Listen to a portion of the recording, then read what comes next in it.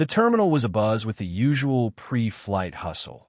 Announcements crackled overhead. Travelers jostled for position, and the scent of fresh coffee mingled with the sterile aroma of disinfectant. Amid this orchestrated chaos, Marcus Jordan, the distinguished black CEO of a leading tech firm, was quietly making his way through the bustling corridor of Central City International Airport. Known for his unflappable calm and an aura of dignified confidence, Marcus had come to catch his flight for a critical business meeting that could shape the future of his company. However, in a matter of seconds, the ordinary rhythm of the day was shattered. At a first-class check-in counter, a flight attendant named Brittany Hayes, whose curt tone and sneering expression had become notorious among certain circles, fixed her gaze on Marcus. Without any apparent provocation, Brittany's voice rang out in a tone heavy with disdain. "Sir, you don't belong in first class." The words, sharp and unfiltered, cut through the ambient noise like a knife. Marcus paused, his eyes narrowing as he processed the insult. The surrounding passengers fell into a heavy silence, and murmurs of disbelief quickly rippled through the crowd. Before Marcus could respond or ask for clarification, Brittany snapped, "You're going to have to step out of here."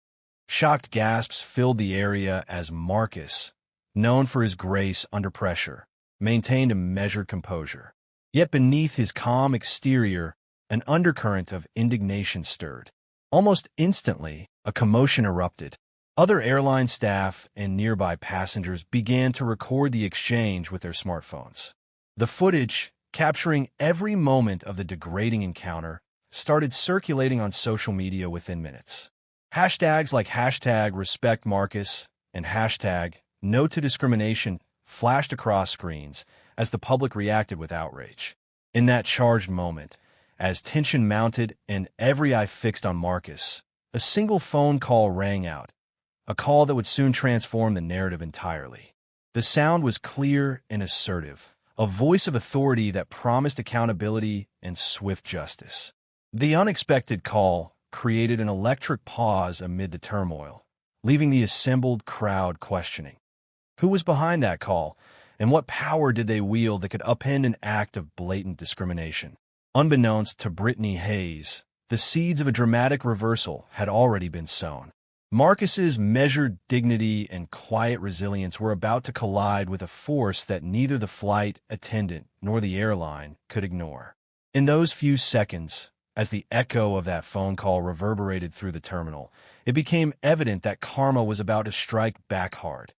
One that would see those responsible for this disgraceful act face consequences far beyond their wildest imaginations. Before we go any further, subscribe to the channel and comment below where you are watching from. For our returning subscribers, thank you so much for your unwavering support. It truly means a lot to our community. Central City International Airport was a sprawling nexus of modern travel and diverse humanity. Gleaming terminals, digital displays announcing flight schedules, and a constant hum of conversation painted a picture of progress and cosmopolitan energy. This airport was not merely a transit point. It was a crossroads where cultures converged, ideas mingled, and every traveler carried story. At the heart of today's unfolding drama was Marcus Jordan, a black CEO whose success had earned him accolades in the tech world. In his mid-40s, Marcus was the embodiment of determination and vision. His impeccable tailored suit, confident stride, and calm, collected gaze spoke of a man who had overcome countless obstacles to reach the pinnacle of success. To his peers and competitors alike, Marcus was a symbol of innovation and leadership. Yet, despite his many accomplishments, he had never shied away from the harsh realities of bias that persisted in society, even in spaces as advanced and diverse as Central City International Airport. Opposite him, in a role that would soon be thrown into stark relief, was Brittany Hayes, a flight attendant in her late 20s, known for a sharp tongue and an attitude that bordered on arrogance. Brittany had been with the airline for several years and, over time, had developed a reputation for enforcing a rigid, if misguided, sense of protocol. With her platinum blonde hair meticulously styled and her uniform pressed to perfection, she projected an image of impeccable professionalism. Yet beneath that polished surface lurked biases that had hardened over years of unchallenged behavior. Brittany believed in a narrow vision of who deserved the privileges of first-class service, and that belief would soon collide with reality in a way that none could have anticipated. The setting of the first-class check-in area was one of luxury and exclusivity. Ornate furnishings, soft lighting, and a dedicated staff designed to cater to the elite made the space a sanctuary of comfort and status. It was here that the world of privilege met the world of everyday fairness, a delicate balance that was suddenly disrupted by Brittany's callous actions. In addition to Marcus and Brittany, the atmosphere was enriched by the diverse cast of characters that frequented Central City International Airport. Business travelers, families, and tourists mingled in the corridors, their varied backgrounds a testament to the city's vibrant tapestry. Every face told a story, and every whispered conversation hinted at the complexities of modern life in a world that was supposed to be inclusive. As the incident unfolded, the contrast between Marcus's dignified composure and Brittany's unprovoked aggression became painfully apparent. The upscale environment, intended to reflect the best of urban sophistication, now bore witness to an act that was both degrading and unjust. It was a moment that forced everyone in the terminal to confront the uncomfortable truth that even in a setting celebrated for diversity, prejudice could still rear its ugly head. The stage was thus set for a dramatic confrontation, a meeting of two worlds that should have coexisted peacefully but instead clashed in a burst of raw emotion and unexpected consequences. Unbeknownst to all present, the repercussions of this incident would extend far beyond the confines of the check-in area, igniting a chain reaction that would challenge established norms and redefine the meaning of accountability. In the wake of Brittany Hayes' degrading words and actions, the once serene first-class check-in area transformed into a scene of mounting tension and unrest. The initial shock that rippled through the crowd quickly gave way to an outpouring of support for Marcus Jordan. Passengers who had witnessed the incident began to record it, their smartphones capturing every moment. The sneer on Brittany's face, Marcus's restrained yet pained expression, and the growing murmurs of discontent that filled the air. Within minutes, the footage was uploaded to social media, and the hashtag #RespectMarcus exploded in popularity. Comments poured in, condemning the flight attendant's behavior and expressing solidarity with Marcus. The public reaction was swift and unequivocal. This was not merely an isolated act of poor customer service. It was a blatant display of racial prejudice that demanded accountability. As the internal chaos unfolded, the management of the airline was forced to respond. An internal investigation was initiated almost immediately. Senior staff began collecting witness statements from customers and employees, and security footage from the first-class area was meticulously reviewed. The preliminary findings confirmed what many had suspected.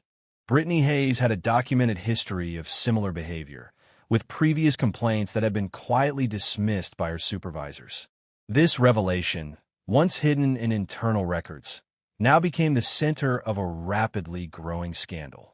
In a quiet corner of the check-in area, Marcus Jordan sat, his face a mask of calm despite the turmoil. His unwavering dignity in the face of such humiliation only heightened the public's empathy for him. A sympathetic passenger, who had witnessed the incident, remarked, "He handled it like a true gentleman, even when faced with such blatant disrespect." These words, captured on video and shared online, only added to the pressure mounting on the airline's leadership. Meanwhile, Brittany, still fuming from her actions, attempted to rationalize her behavior to a group of coworkers. "I was just following protocol," she insisted, her voice rising in indignation. But as her colleagues exchanged uneasy glances, it became clear that even within the ranks, there was growing discomfort with her conduct. Rumors began to circulate that similar incidents had occurred before, and that management had turned a blind eye. Outside the check-in area, community activists and local media representatives began gathering. A local civil rights advocate, known for his impassioned speeches against discrimination, took to a nearby makeshift stage. "This isn't just about a rude remark. he declared to a growing crowd of onlookers. It is about a system that allows such behavior to persist unchecked. We demand accountability, and we demand that our voices be heard. His words, amplified by the crowd's applause and chants, resonated deeply with everyone present. As the day wore on, the internal investigation began to reveal more damning evidence. Digital logs from the airline's customer service system and internal complaint files were unearthed, confirming that Brittany Hayes had repeatedly engaged in discriminatory practices. Every new piece of evidence added layers to the narrative, painting a picture of systemic bias that extended far beyond a single incident. The tension in the airline's headquarters grew as senior executives were forced to confront the reality of the situation. Meetings were held behind closed doors, where heated debates ensued about the company's values and the need for immediate reform. One executive remarked, "If we do not address this now, our reputation will be forever tarnished. We cannot allow discrimination to be part of our service." The internal pressure was building, and it was clear that decisive action was imminent. Amid this turmoil, Marcus Jordan's experience became a symbol of resilience and hope, a reminder that dignity in the face of injustice could spark change. His story spread beyond the confines of the terminal, reaching news outlets and community forums where his calm defiance was celebrated.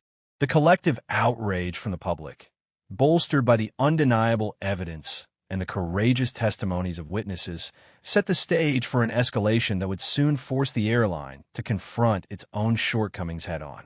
By the close of the day, what began as a singular act of discrimination had transformed into a full-blown crisis. The public was united in its demand for accountability, and every whispered conversation, every shared video clip, reinforced the need for systemic change. The stage was now set for a dramatic escalation, a turning point when the accumulated pressure would no longer be ignored, and when the truth behind Brittany Hayes' behavior would finally be laid bare. In the days following the incident at Central City International Airport, the story took on a life of its own. Social media exploded with outrage as thousands of users shared the video footage of the encounter, sparking a national debate about racial bias in customer service. Hashtags such as #JusticeForMarcus and #NoToRacism trended relentlessly, drawing the attention of local news networks and community leaders alike. Within the airline, the management was under intense scrutiny. Linda Garcia, the owner of the airline's premium services division, called an emergency meeting with her senior staff.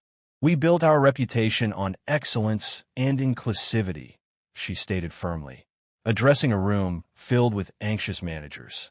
"What happened today is completely unacceptable, and we must take swift action." Her declaration set the tone for what would become a rigorous internal investigation. Digital logs, security camera footage, and a series of internal complaint files were compiled to assess the extent of Brittany Hayes' misconduct. It soon became evident that her actions were not an isolated lapse, but part of a troubling pattern of behavior that had been allowed to persist. The investigation was led by senior manager Carla Ortiz, who was known for her uncompromising dedication to fairness. Ortiz organized a series of meetings to review the evidence, and the findings were damning. Internal records revealed that Brittany had been the subject of multiple complaints over the past year, complaints that had been swept under the rug by superiors who were reluctant to confront the issue. This revelation ignited a firestorm of criticism from both within the airline and among the public. As news of these findings spread, community leaders and civil rights groups mobilized. Protests were organized outside the airline's headquarters, with demonstrators holding signs reading "Every Customer Matters" and "No to Racism" in the skies. The protests grew in size and intensity as more people learned about the systemic issues underlying the incident. Local television stations aired live coverage of the rallies, and impassioned interviews with affected customers and employees painted a stark picture of a system in desperate need of reform. Within the airport, the atmosphere was equally charged. Passengers and employees alike expressed their outrage. A group of frequent flyers who had long valued the airline's commitment to high standards took to online forums to demand that accountability be enforced without delay. If discrimination is tolerated, then no one is safe, one user wrote. Their words resonated widely, sparking heated discussions about corporate responsibility and the need for ethical standards in customer service. Simultaneously, within the police department responsible for overseeing airline security, internal discussions began to echo the public sentiment. Officers who had witnessed the incident recalled similar experiences and began to voice concerns that the culture of the organization was deeply flawed. "We have seen these issues time and again," one officer confided in a closed meeting. "It is time for real accountability, not just lip service." Their growing dissent added to the mounting pressure on the airline's leadership. As the investigation progressed, a particularly damning piece of evidence emerged. A detailed report compiled from customer surveys, security footage, and internal complaint files that documented a recurring pattern of bias by Brittany Hayes. The report, when leaked to the public, sent shockwaves through the industry. It was a clear, irrefutable account of discriminatory behavior that could no longer be ignored. Faced with the overwhelming evidence and growing public outcry, Linda Garcia was forced to make a bold decision. In a public statement, she announced that Brittany Hayes would be immediately suspended from duty pending a full disciplinary review. "This decision reflects our commitment to upholding the highest standards of respect and fairness," she declared. The announcement was met with thunderous applause from community members and a surge of support on social media. It was a turning point, the moment when the weight of public pressure finally forced the institution to confront its own shortcomings. As the days turned into a week, the internal investigation and public protests converged to create an atmosphere of undeniable urgency. The call for systemic change grew louder, and every new piece of evidence only reinforced the demand for accountability.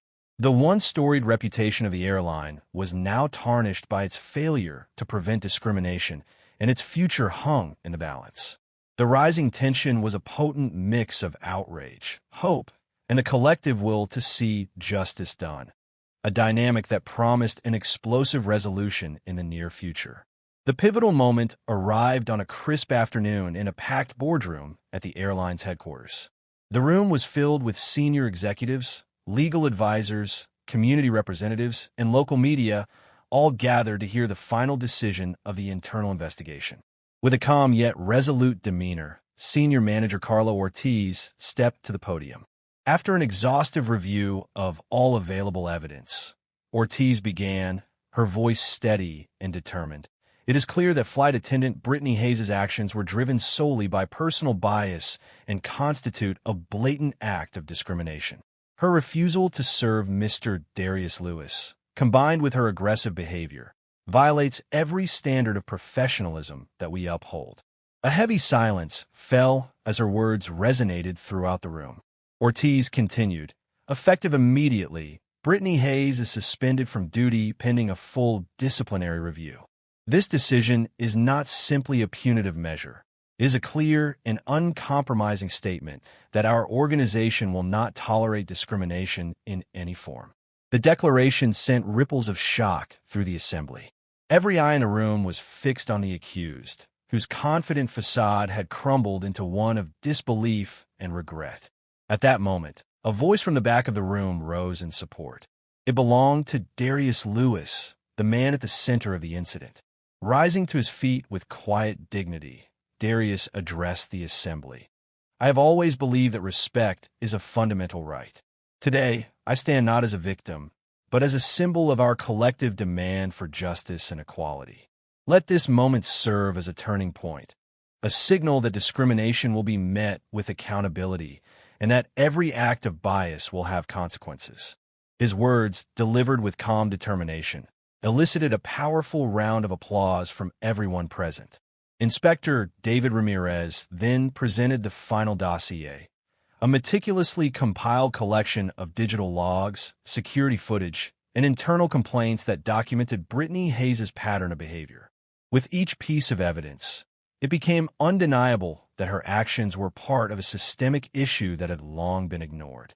The Internal Affairs Panel, now unanimous in its decision, confirmed that no one, regardless of their position, was above accountability.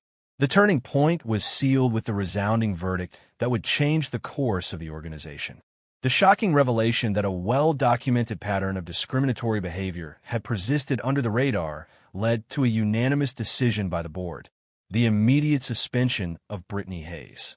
This decisive action sent a clear message not only to the airline staff, but to the entire community, that the era of unchecked prejudice was over, and that justice, once demanded, would prevail.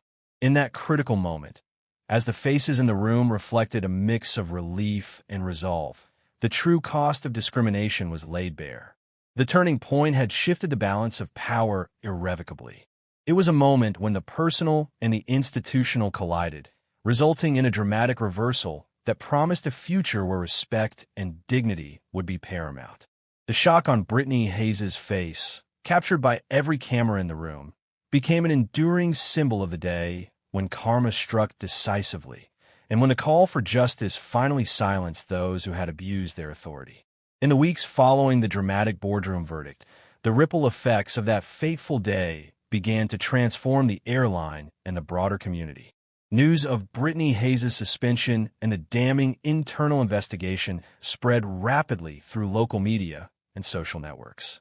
The decision was widely hailed as a turning point in the fight against discrimination in customer service, a clear signal that no act of prejudice would go unpunished.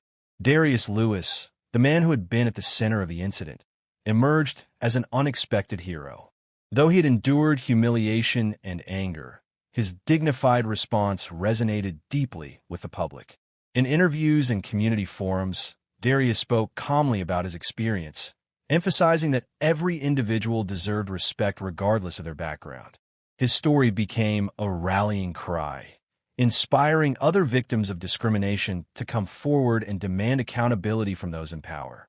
The airline, under the leadership of Senior Manager Carlo Ortiz and other reform-minded executives, wasted no time in implementing sweeping changes.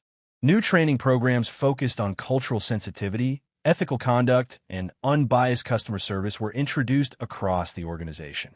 Revised policies ensured that all complaints of discriminatory behavior would be thoroughly investigated and that the highest standards of respect would be upheld. Regular oversight and performance evaluations were instituted, sending a powerful message that the company was committed to rebuilding trust with its customers. Internally, the incident sparked a broader movement for change. Employees, emboldened by the board's decisive action, began speaking out about their own experiences of bias. This shift in the internal culture led to more transparent communication channels and a renewed emphasis on inclusivity. Many within the organization expressed hope that these reforms would set a new standard not only for the airline, but for the entire service industry. Public sentiment mirrored the internal changes. Community leaders and civil rights groups organized town hall meetings and public rallies to discuss the need for systemic reform in customer service. Banners with slogans like "Every Customer Matters" and "No Room for Racism" filled the streets, and local officials vowed to support policies that promoted equality and fairness. The collective energy of the community was palpable, a united front demanding that no one, regardless of their status, should ever be treated with bias or disrespect again.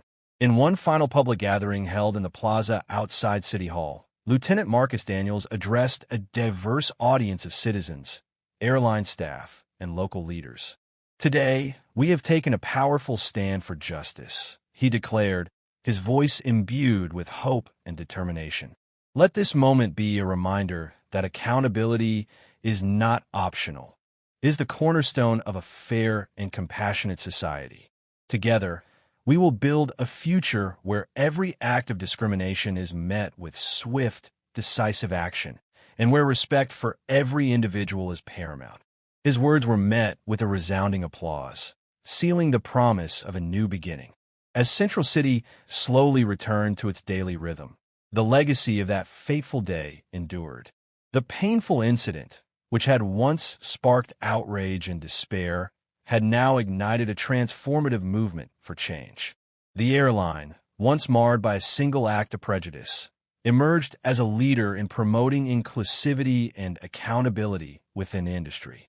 Darius Lewis's quiet dignity and the airline's bold reforms became symbols of the possibility of redemption and the power of collective action.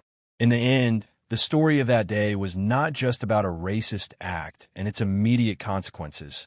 It was about the long, arduous journey toward justice and the belief that even the most entrenched prejudices can be overcome. The legacy of Brittany Hayes' suspension and the ensuing reforms served as a beacon of hope for future generations, a reminder that when accountability meets community resolve, lasting change is not only possible, it is inevitable.